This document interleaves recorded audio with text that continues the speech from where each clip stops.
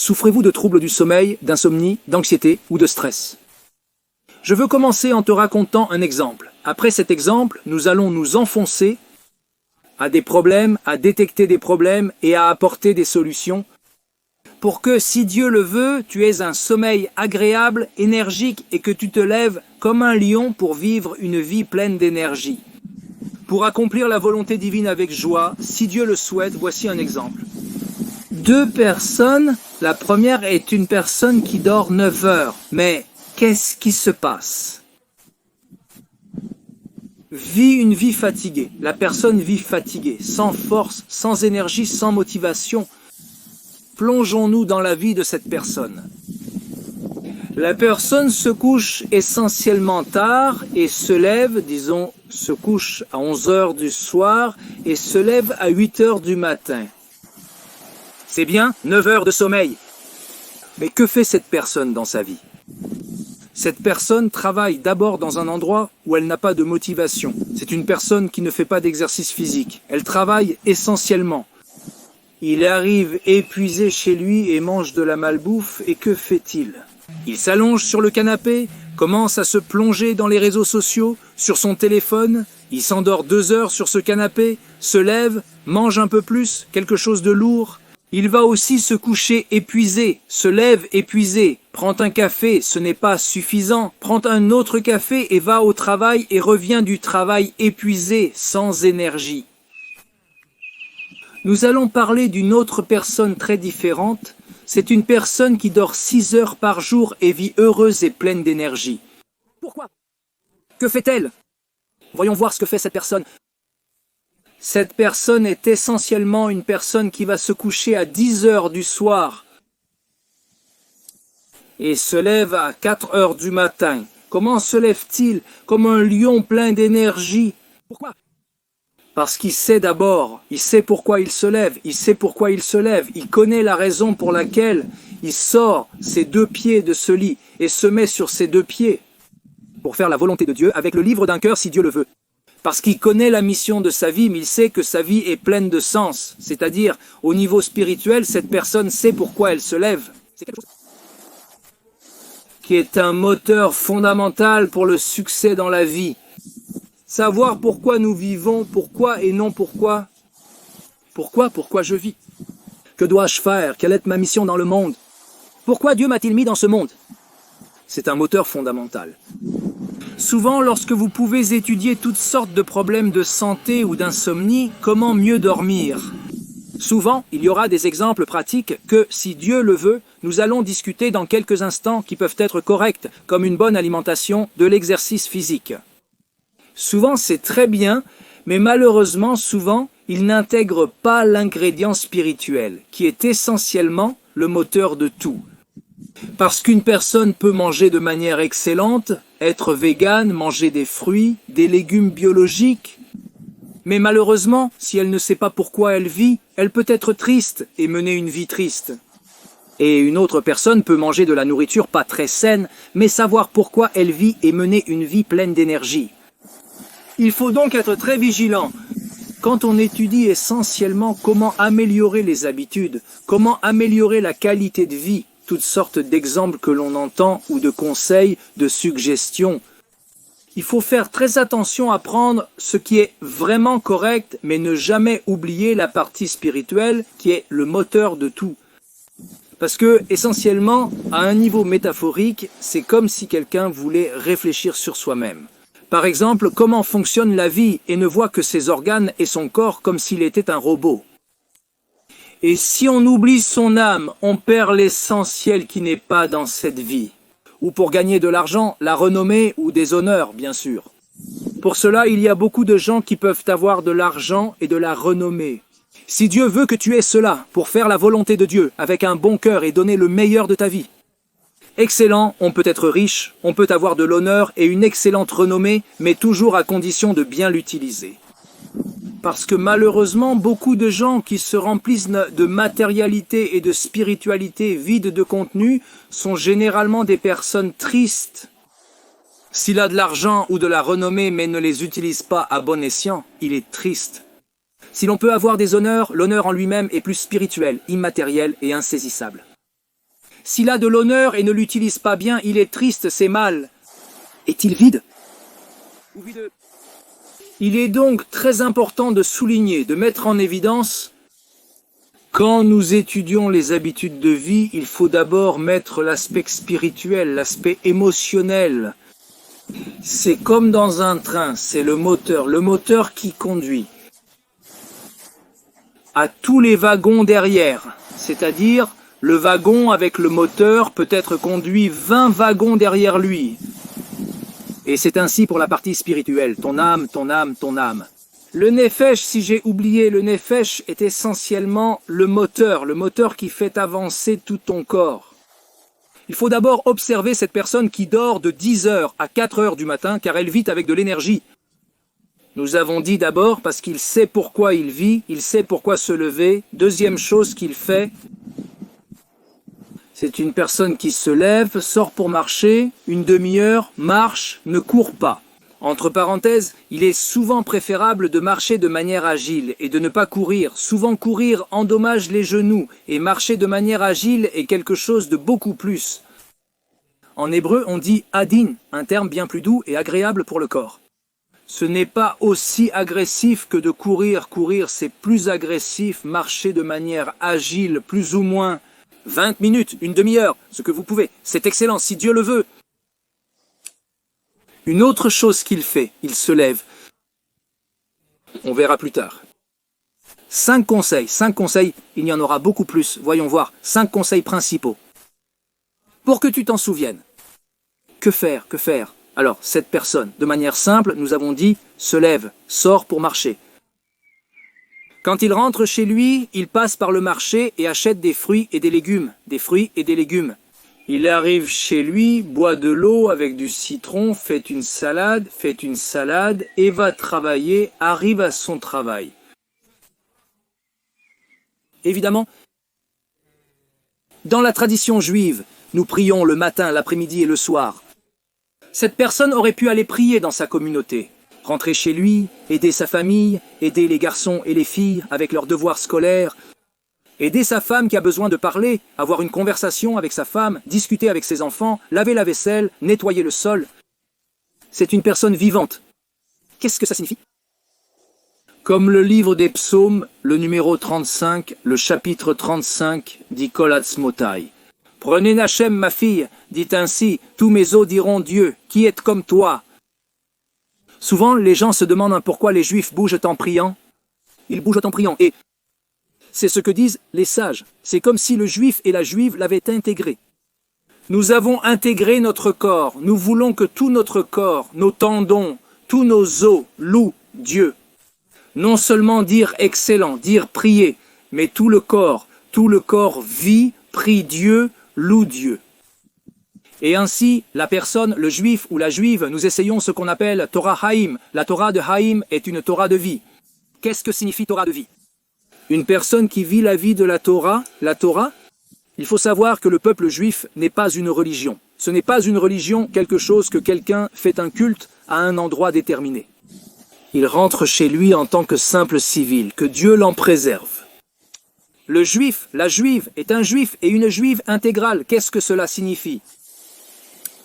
Notre vie vit. Selon la Torah a ce qu'on appelle la halacha, la loi juive. La halacha et la loi juive, qui sont essentiellement les lois que Dieu dispose. Et demande au peuple d'Israël de vivre selon ces lois. Ce sont les lois de la Torah, la halacha, la loi juive. Halacha vient du verbe laléget, halacha, alija. Comment vivre selon la volonté divine et emprunter le droit chemin? Il faut donc savoir que, évidemment, dans chaque chose dont nous parlons, des astuces ou des conseils, des suggestions, comment améliorer votre sommeil, comment bien dormir. On ne peut pas le sortir de ce qu'il est. La Torah est pertinente pour les juifs et pour les non-juifs. Évidemment, nous, les juifs, avons des lois que Dieu donne au peuple juif, au peuple de Dieu, à son peuple et donne au reste des nations. Pour Dieu, chaque individu, juif ou non, est essentiel dans ce monde. Le jour de ton anniversaire est le jour où Dieu décide que ce monde ne peut pas exister sans toi. Chaque seconde et chaque instant que tu vis est comme ton anniversaire, et pas seulement une fois par an. Excellent, évidemment. Mais chaque seconde, milliseconde, microseconde que tu vis est ton anniversaire. Tu es vivant, tu es vivante. Dieu te donne de l'énergie, il te donne la vie. Neshama signifie âme, Neshima signifie respiration. Il faut savoir que les mêmes lettres de Neshama, âme et Neshima,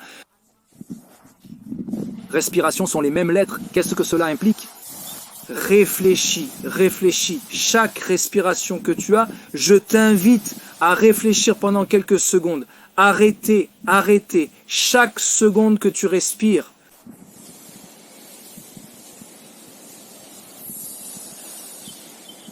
tu expireras.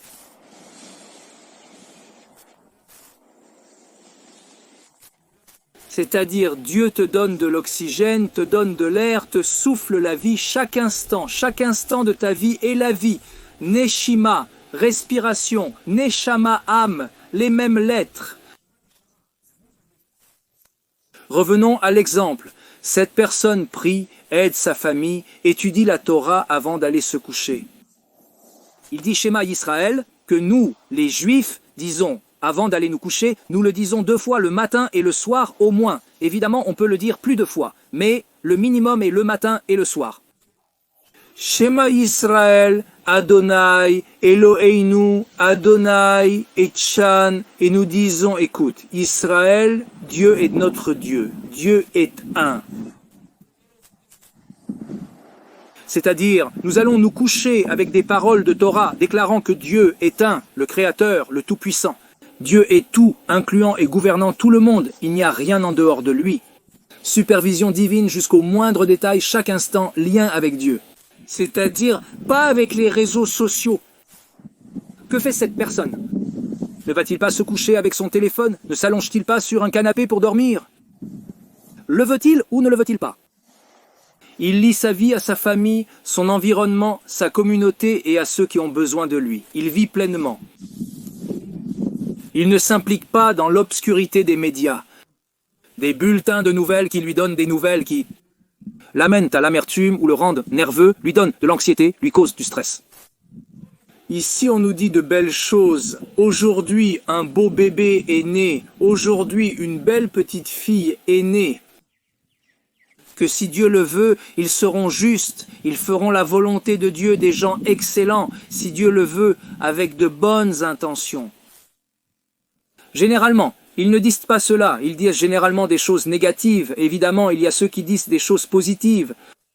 Mais malheureusement, ceux qui se vendent, souvent le classement, ce sont malheureusement des choses négatives, qui font peur et qui sont malheureusement souvent hors contexte, loin de la vérité. C'est-à-dire, cette deuxième personne, dans cet exemple, est une personne qui vit. La première personne est une personne comme morte en vie, qui est immergée dans son téléphone, immergée dans les médias, mangeant négativement, n'ayant pas de lien, n'aidant pas, ne faisant rien malheureusement. Voici 5 conseils essentiels parmi tous ceux dont nous avons déjà discuté, sur lesquels je souhaite me concentrer maintenant. Allons parler. Et une façon de s'en souvenir. L'acronyme serait AMZAM, c'est bien? La première lettre A, AM. Qu'est-ce que ALMA implique? Cela implique-t-il qu'avant d'aller te coucher, réfléchis. Nous entrons maintenant dans des exemples plus concrets et des conseils, des suggestions plus concrètes. Que faire pour bien dormir, éviter d'annuler les problèmes d'insomnie, les problèmes d'anxiété et de stress. Tant la nuit que le jour, maintenant nous nous concentrons plus sur la nuit. Mais c'est aussi Nahon, c'est correct. Nahon se dit en hébreu, c'est correct aussi pendant la journée. Dans ta vie, Alma, réflexion. Avant d'aller te coucher, dans un moment seul avec toi-même et avec Dieu, réfléchis. Pense à ce que tu as fait dans la journée. Qu'as-tu bien fait? Qu'as-tu mal fait? Si quelque chose que tu as bien fait, comment peux-tu le renforcer? Renforcer ce point. Comment peux-tu donner de l'élan à ce point? Comment peux-tu le faire?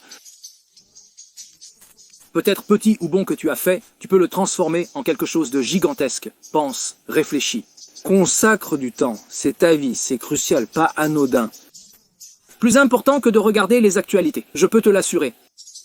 Ta vie, c'est ta vie, et Dieu te donne le libre arbitre, c'est le libre arbitre, le libre arbitre.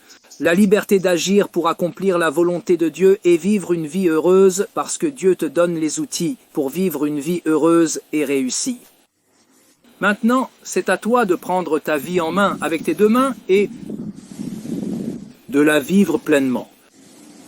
Alors, réfléchis, qu'est-ce que j'ai bien fait? De ce que j'ai bien fait, devons-nous le mettre en valeur? Deuxième, qu'est-ce que j'ai mal fait? De ce que j'ai mal fait, comment l'améliorer? Non pas avec un non culpabilisant envers toi-même, non pas d'un mauvais endroit négatif, mais essentiellement c'est détecter, comme un scientifique, qui détecte, avec perspective, détecte ce que j'ai mal fait. Mais avec joie. Pourquoi? Avec joie. Parce que tu es dans un lieu d'amélioration, et Dieu aime que nous voulions nous améliorer, Dieu aime ta raison. Dans Hébreu, il est dit ta volonté, ta bonne volonté. Dieu veut que nous nous améliorions, Dieu veut que nous nous améliorions. Je vais te raconter une histoire impressionnante. Entre parenthèses, il y avait un roi juif, un tzadik, on dit en hébreu un juste tzadik incroyable, qui aux yeux de Dieu a fait quelque chose de négatif. Un grand prophète est venu et lui a dit qu'il allait mourir à cause de ce qu'il avait fait de négatif. Et il a dit, ce roi, si tzadik, si juste. Il lui a dit, regarde, je dis tout dans mes mots. Je ne le cite pas littéralement, mais je pense que le message est correct. Il lui a dit, regardez, prophète, avec tous vos honneurs, je vais vous dire que j'ai reçu de la maison de David Amélec, mon grand-père, c'est-à-dire, j'ai reçu David Amélec, c'est le roi David de mémoire béni. Alaba Shalom a dit ainsi, même mon grand-père David a dit ce qui suit, même si tu as une épée sur le cou, que Dieu ne le permette pas, ne perds jamais espoir, ne perds jamais espoir. Dieu est toujours avec toi et il va t'aider. Ne perds jamais espoir. Même si l'épée est, que Dieu nous en préserve, sur le point de te couper la tête, elle est à ton cou, ne perds jamais espoir. Et en réalité, ce roi tzaddik a voulu s'améliorer et il s'est amélioré et il a eu beaucoup plus d'années de vie. Vraiment, ce qu'il a dit s'est réalisé, c'était vraiment ainsi, c'était vraiment ainsi. Par conséquent, il faut savoir que Dieu t'aime et Dieu décide d'avoir besoin de toi dans ce monde. Dieu a créé ce monde pour te donner beaucoup de plaisir. Du plaisir, évidemment, le plus grand plaisir. Ils sont à la fois spirituels et matériels, accomplissant avec joie la volonté divine dans leur cœur. Ton Créateur, le Créateur de tout l'univers, le Maître de l'univers, le Tout-Puissant, t'a créé et te crée à chaque instant, et t'aime et a confiance en toi, et il sait que tu peux. Et il sait que tu peux. Mais cela dépend de toi de vouloir, cela dépend de toi de vouloir le bien. Par conséquent, revenons à ce que nous avons dit, réfléchir et vouloir s'améliorer. Les points négatifs, comment puis-je m'améliorer? Pensez comme si vous étiez un grand homme d'affaires, un grand entrepreneur d'une multinationale, d'une grande multinationale. Il a une succursale à Bangkok, une succursale à Bali, une autre succursale en Argentine, aux États-Unis, en Afrique du Sud, en Australie. Et il gère tout sur un grand ordinateur. Comment fait-il? Il planifie constamment et ne se laisse pas porter par la vie. C'est pourquoi il réussit. Et évidemment parce que Dieu lui donne l'abondance, mais aussi parce que cette personne planifie, a des stratégies, a des objectifs, a des missions, a un plan d'action, tout comme un grand entrepreneur.